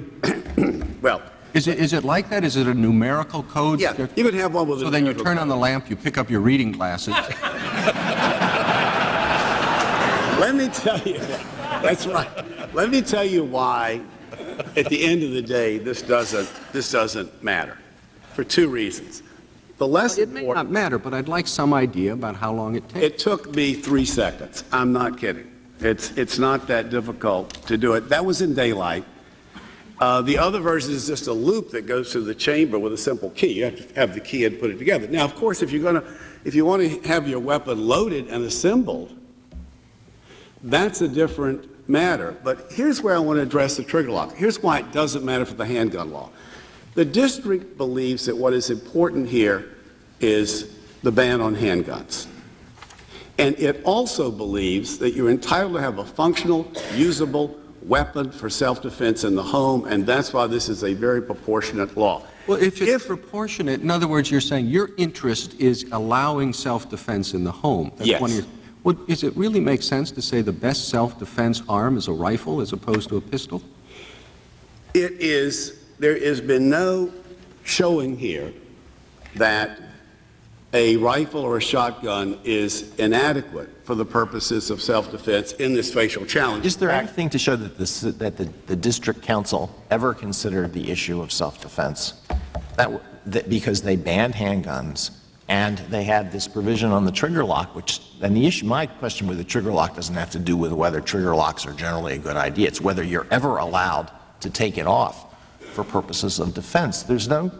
Is there anything to show that the council actually considered what sort of weapon is appropriate for self-defense? There are decisions in the District of Columbia about the right of self-defense that apply to this. But here's the most important point. It cannot affect the validity of the handgun law. If you disagree with us that my statements are not sufficient to say that we believe that the law should be read, given the self-defense compulsion, to allow whatever use makes it functional. If you don't agree with that, and if you think there's a controversy on this point, because we believe you should have a functional firearm available in the home of law-abiding citizens who wish one. If we're wrong about that and the trigger lock is invalid, that has no effect on the handgun ban. That is to say, the trigger lock applies to all weapons. If it's valid and it means what they say it does, none of the weapons would work. They don't need a handgun, it's unusable. If it's invalid, or if it has the construction we believe, it cannot possibly affect the handgun law. If you strike down the trigger lock law, you're throwing us in the briar patch where we think we're happy to be. If all we have to do is to make clear in the trigger lock law what we have said here today, that it's available for self-defense. It's a related point. Do you understand the carry ban to apply if you carry the firearm from one room in the house to another? That only applies if it's unregistered. Now, you can't register a handgun, you can't carry a handgun, but that's because its possession is prohibited. That is to say, you can't carry marijuana or heroin from one room to the other either, because you can't use it at all. I think why is the D.C. law phrased in those terms? In other words, if you can't have a handgun at all, why do you have a separate provision saying you can't carry it anywhere? Well, it's the carry provision. You cannot carry unregistered firearms. That's just a general requirement that firearms be registered. You're not allowed to register handguns is the mechanism by which they are prohibited. Now, here is, to address your question about why a ban is unreasonable. The one thing we know the Second Amendment is not about is it's not about the interests of collectors. Some people collect guns the way they do stamps. And if that were what the amendment were about, then prohibiting someone from having a particular type of gun would prevent them from completing the set. But the notion that... Isn't that covered by the provision that you have the right to keep arms? Well, the word keep would encompass, keep can encompass every use of an arm, and that's why it provides no limit at all unless you read it in combination with keep and bear, and that in combination with well-regulated militia. You mean you can't have any more arms than you would need to take with you to the militia? You can't have you can't have you know, a turkey gun and a duck gun and a 30-06 and a 270 and, you know, different hunting guns for different different. You can't do that. I mean, a state could say, of course, you can do that. You can have a 12 gauge in a and that's district, and like the district that allows that, as every state does. There are. At least for me, the question is, what would be the constitutional basis for insisting on Justice Scalia's suggestion that you need a number of guns? You have argued, it seems to me, that the district or a government could prohibit just what he said unless you needed one to take to the militia. I do not know why that would pass the reasonableness scrutiny that this law would, because a powerful, overwhelming case can be made that you're eliminating the one type of weapon. This law is designed only for the weapon that is concealable and movable, that can be taken into schools and onto the metro, can be easily stolen and transmitted among children. I'm asking about the constitutional standard you apply to a hypothetical statute which would prohibit the guns Justice Scalia described. What is your position as to the validity of such a hypothetical law? You would apply this standard. You would ask whether the ban is one that's carefully balanced the considerations of gun ownership and public safety. I don't see how, once we're in the land where there is a right, there's a far weaker case that there's any need for public safety to limit the number of guns one has. Here, there is an overwhelming case, and we are talking about local legislation. I know, Justice Kennedy, that you would be concerned about a national government which sets a single standard for rural and urban areas, for east and west, north and south. Here you have legislation that is adopted by a group of citizens in the district operating under the authority of Congress, but it is local legislation. And if it's still good law that states and local governments across the country can strike these balances, as they have, it would be deeply ironic to preclude the District of Columbia as being the only place that could enact legislation free of the strictures of the Second Amendment. And when you ask about the statistics, what is critical here is not to apply the kind of categorical standard the court below did, or a kind of strict scrutiny that would strike this law down. This is an area, unlike areas where government regulation is presumptively illegitimate. This text contemplates regulation of inherently dangerous weapons, and where the great battle over methodology, to which Justice Breyer replied in these briefs, indicates that this is the kind of right where you have disputes among experts. It's the kind of right where, even if you recognize it, deference needs to be given to the legislative resolution rather than have courts try to decide how best to resolve the statistical and methodological debates. Thank you, Mr. Chief Justice. Thank you, Mr. Dellinger. The case is submitted.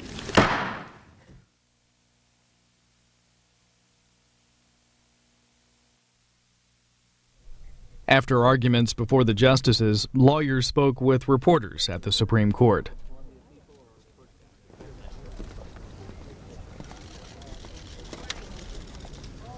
Good morning. The oral arguments in the case of the District of Columbia versus Heller have just concluded. I want to say how thankful and enthusiastic I am as mayor of the District of Columbia that we had such a great team led by the former Solicitor General Walter Dellinger, but also by our Attorney General Peter Nichols and Solicitor General of the District of Columbia Todd Kim. They did an amazing and fantastic job in there. While they will talk about the legal points, I want to again emphasize why it is so important that this case be won on behalf of the District of Columbia. This is a public safety case. We have long had a law in the District of Columbia that handguns are banned in the city. 30 years ago, as is the case today, handguns represent a disproportionate number of crimes in the District of Columbia. Everything from homicides to robberies to rape. The fact that we have had a handgun ban has significantly curtailed the number of violent crime in the city, as is evidenced by the fact that violent crime has steadily gone down since the law was enacted. And as mayor of the District of Columbia, I can attest that a majority of the residents of this city enthusiastically support the law that the council passed in the 70s and want it to continue in order that crime continues to go down. We want to thank both Council Member Vincent Gray, the chair of the City Council, for being here. We want to thank Ronald Moten of the Peaceaholics for being with us inside. I want to turn it over to Chief of Police Kathy Lanier to talk a little bit more about the impact and import of handguns being banned in the District of Columbia. Chief? Thanks, sir. I have said many times as the police chief in Washington, D.C., and after policing here in the city for nearly 18 years, that the issue with handguns to me is very clear. A weapon that is easily concealed, that can be taken inside of schools, inside of churches, inside of government buildings without anyone's knowledge, and be used in even high capacity, round capacity for a lot of handguns to create massive destruction is something that we don't want in the District of Columbia. I think the reasonableness standard of the handgun laws in the district, which are not completely banned because there is licensed handguns in the District of Columbia for law enforcement, retired law enforcement, federal law enforcement, security agencies. So there is not a complete ban on handguns, but I think that there is some reasonableness on where and when certain types of weapons can and should not be carried. A great example of that was I had to surrender my weapon when I entered the Supreme Court today as the Chief of Police in the District of Columbia, and I have no problem with that. I think it's reasonable. So I think, again, as a person who looks at the other side of the gun violence and the accidents and the suicides and all the other things that go along with handgun possession in the District of Columbia, I think the arguments today were very strong on our behalf, and I'm excited and looking forward to the outcome. I want to turn it over to Attorney General Nichols and Solicitor General Dellinger to talk a little bit about the legal part of the case.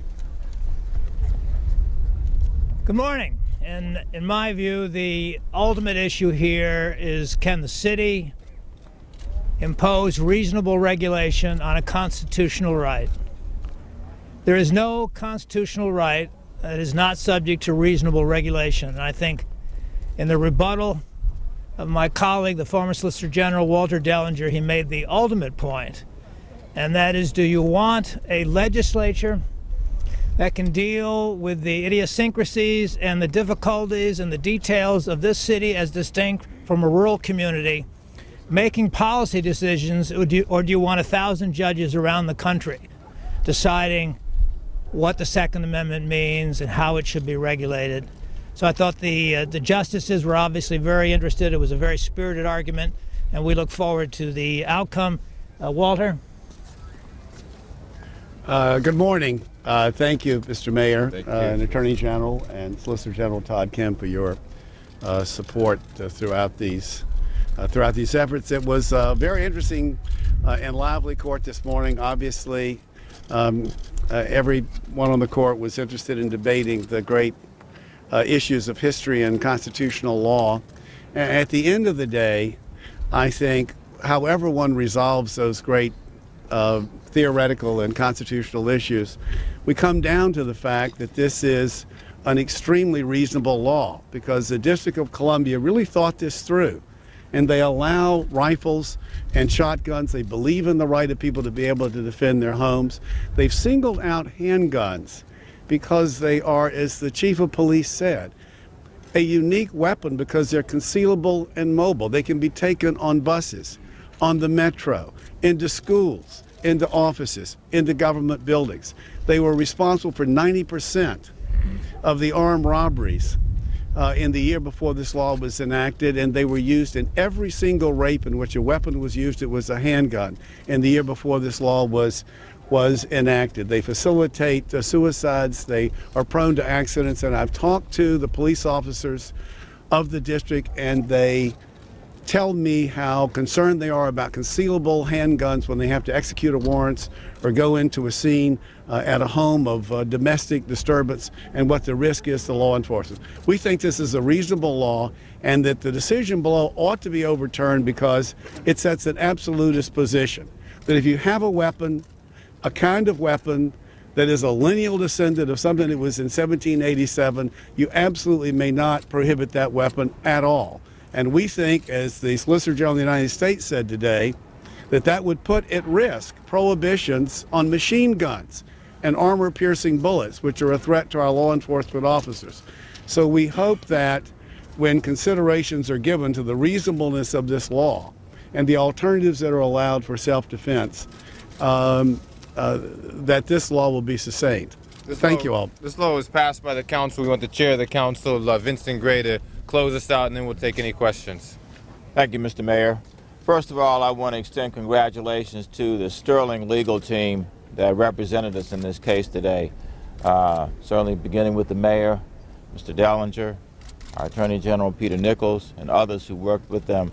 I think they did an absolutely marvelous job of presenting the case that to me seems eminently obvious, and that is this is a reasonable law. As the mayor indicated, homicides in the District of Columbia have gone down, and in substantial part because of our ban on handguns. I shudder to think that if we were to have this ban removed, what kind of lawless behavior we would see in the District of Columbia. Frankly, if we were able to prohibit importation of guns into the District of Columbia, I think we would be even closer to zero homicides than we are now. So I think a strong argument was made today, and I feel confident that when the court considers this, that they will consider the District of Columbia's law eminently reasonable. Wonderful. We'll take a few questions. Mr. Mayor, would the district's interest be equally served by having a law that says you can have a gun at home, but you can't take it outside? Again, we're just going to focus on the facts for right now, but let me just say this. As mayor of the District of Columbia, more guns anywhere in the District of Columbia is going to lead to more crime, and that is why we stand so steadfastly against any repeal of our handgun ban. Mr. Mayor? Yeah. Are you prepared to provide, are you drafting alternative legislation in case the city loses the case? As my understanding, you've at least looked at what you'll do if you lose. As we've always said, we're 100% focused on winning this case. We made great oral arguments today. We will cross that bridge when we come to it, but we will do so in a professional, reasonable way. Thank you all very much. Thank you, everyone. Thanks so much. Good job, Mayor. Mayor. Mr. Dellinger? Yes. Down here. Early on in your discussions with Justice Kennedy, it seemed quite clear on talking about the first and second clauses of the Second Amendment. He seemed he said it doesn't matter. So it's the second clause that really is paramount here.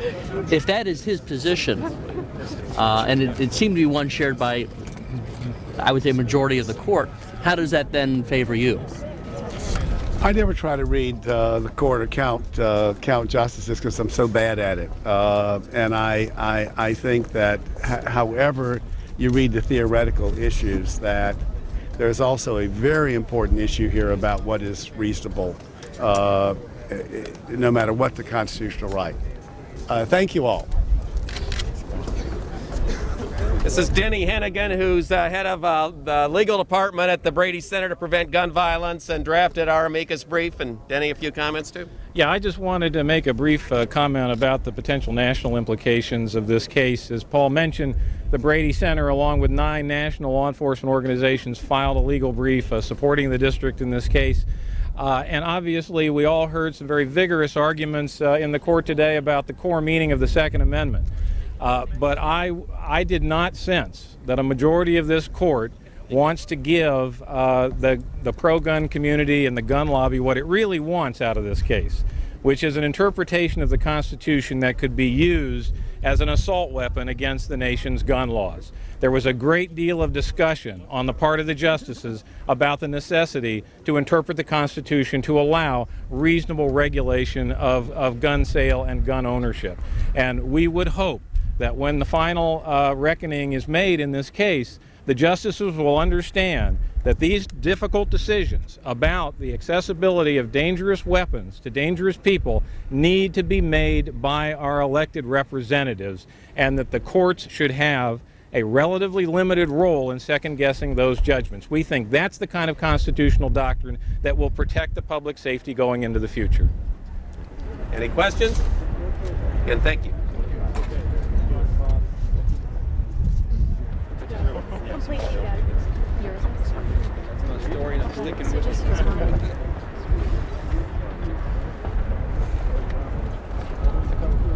No, Tom. Tom.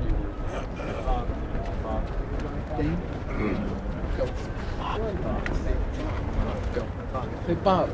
Bob. Thank you all for coming today. The Supreme Court heard arguments about whether or not Alan Gura, A-L-A-N-G-U-R-A, counsel for respondent in D.C. versus Heller, the gun ban case. This morning, the Supreme Court heard arguments about whether or not the Second Amendment actually means anything.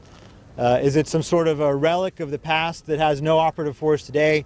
Does it guarantee a right to follow military orders, or does it do what most Americans understand it does? It guarantees an individual right of American citizens to defend themselves and their families in their own homes with simple, ordinary firearms, including handguns. The court asked a lot of very insightful and interesting questions. They've clearly read and studied the matter, as we would have expected them to do so, and we look forward to the decision in June.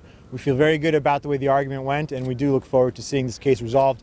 We believe that the Second Amendment does indeed have relevance today and remains an operative right in the nation's capital. Sure. Excuse me. Sure. Clark Neely, counsel for Heller, the respondents in this case. You know, it's important to know, and I think the Supreme Court will hopefully tell us, the Constitution does not end at the borders of the District of Columbia. The citizens of Washington, D.C. enjoy all of the constitutional rights that every citizen enjoys, including the right to keep and bear arms. We're very pleased with the way the arguments went today, and we look forward to the court's decision in June. I'm Bob Levy, co-counsel for Mr. Heller. This case is about self-defense. It's about the right to keep and bear arms in the context of one's home in a dangerous community, and we're comfortable that the argument went well and the court will see that right as an individual right that can be exercised by residents of Washington, D.C., which means that Washington, D.C.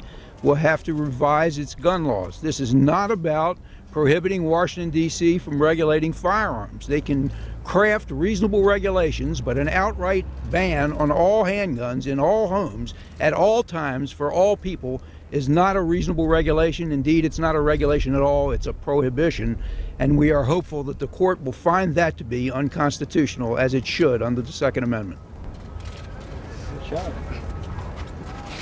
Hi, I'm Dick Heller. Dick Heller is the name, citizen of D.C. I was inside hearing the arguments. I was very pleased the way they went, and I'm privileged to live in a country where the citizen can still take his argument of the violation of his constitutional rights to the highest court in the land and be vindicated. Thanks. Tom? My name is Tom Palmer, also a D.C. resident and one of the original plaintiffs, and I'm pretty confident that the court is going to vindicate my right to self-defense under the American Constitution. The Bill of Rights applies in D.C. as well. I'm alive because I once had to use a handgun in self-defense. That's why I'm standing here in front of you. And I would like to have the right for a firearm in my home for self-defense purposes. We're very confident in our lawyers. Thank you. All right, I guess we'll take questions from the press if there are any. Sir, what makes you so confident that you're going to win? Well, the arguments went very well. We believe the justices have fairly considered the issue, and we look forward to the opinion. But the other side said the same thing. We'll find out in June. I'll be happy to return in June and find out the answer. I'm sure we're all looking forward to see what the answer might be. And are you all co-counsels? Is that right? That's correct. Thank you. What do you think your strongest argument was today? Well, the strongest argument is the fact that the Second Amendment means what it says, that people have an individual right to keep weapons at home for self-defense. It's what the framers intended, it's what they wrote down, it's what they asked for, and it's what's been understood throughout American history until recently. Some people don't like parts of the Constitution, and they make up interesting arguments for why we should ignore it, but I don't believe that those arguments will prevail in the end. Mr. Levy, you guys said the city should revise its laws. What type of revision is acceptable? If the city says you can have a gun, but you have to have it in your home, but you have to have it disassembled, is that reasonable? What's reasonable in your mind? Of course, this is a legislative function, and we're not legislators. We did indicate at oral argument that reasonable regulations were okay with us, and some of the things that we have suggested might be reasonable, and depends on how they're crafted, are things like registration requirements, keeping guns away from kids, keeping guns away from violent felons, keeping guns away from crazy people. There's no question, and keeping certain weapons away from everybody. So there's no question that these kinds of regulations could be crafted, and it's up to the city council to craft them in a fashion that they will pass judicial review. If I may follow up, is it reasonable to ban types of handguns, or simply all handguns bans are wrong? We've suggested that certain types of handguns could be banned. For example, plastic handguns that are intended to survive metal detectors. They could be banned. Thank you. Mr. Heller? Mr. Heller? The mayor, if you could stand in front of the microphone, please. The mayor says if you are successful in your case, that will result in more guns being available to D.C. residents and will make the city less safe. Why is he not correct in that assessment? Because well-armed citizens are a very polite society. Sir, why does this case mean so much to you? Why was it worth taking to the Supreme Court? It's a basic issue of our constitutional rights to our life, and self-defense has been violated. And additionally, as a security officer, I carry a gun to protect government officials, but my life isn't worth protecting at home, in their eyes. Great. Thank you so much. Thank you very much. We'll see you again in June. I'm sorry. Hi. I'm Dave Kopel. I'm from the Independence Institute in Golden, Colorado. I'm not one of Mr. Heller's lawyers, but I was one of the lawyers at the council table for respondents today. I authored the amicus brief on behalf of the Independence Institute and a very large law enforcement coalition, the International Law Enforcement Educators and Trainers Association was the lead. Also, the Maryland State Fraternal Order Police, the Southern States Police Benevolent Association, 29 California elected attorneys general, the Texas Municipal Police Association, and many others. On behalf, we presented the law enforcement argument, which seemed to resonate with much of the court, that firearms in the hands of law-abiding, good citizens enhance public safety and help the police. And that Washington, D.C.'s law, rather than aiming to take guns away from criminals, which is very proper use of firearms laws, instead harms public safety by taking firearms away that law-abiding people need to protect themselves. I'd be happy to take questions afterward, but I also like to bring up someone much more important than me, which is Stephen Holbrook, the author of the congressional brief. Thank you, David. I'm Stephen Holbrook. I filed the amicus brief on behalf of 55 senators, the Senate President, and 250 representatives. The brief was orchestrated by Senator Kay Bailey Hutchinson. And we pointed out in our brief that Congress has always interpreted the Second Amendment to protect individual rights. Actually, the Second Amendment, like the rest of the Bill of Rights, was written by the Congress in 1789.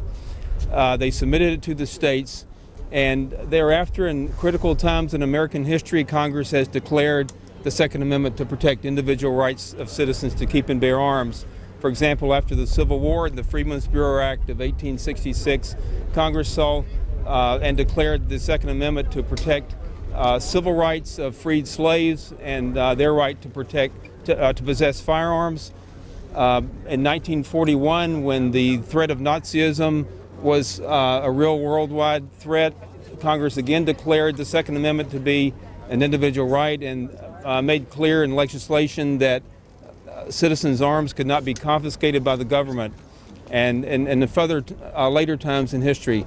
So I just want to say we're very optimistic from the way the argument went today, and on behalf of all those senators and members of Congress that I specified, we look forward to a favorable outcome. Thank you.